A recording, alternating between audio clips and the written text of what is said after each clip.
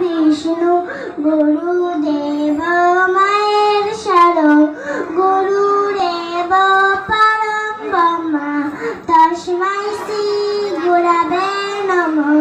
হে কৃষ্ণ করুণা সিন্ধু দীনবন্ধু জগৎপতে গোপেশ গোপিকা কান্ত রাধাকান্ত নমস্তুতে। ওম নমো ভগবতে বাসুদেবায়। শ্রীমদ্ ভগবদ গীতা চতুর্থ অধ্যায় সাত এবং আট পাঠ করে শোনাচ্ছি।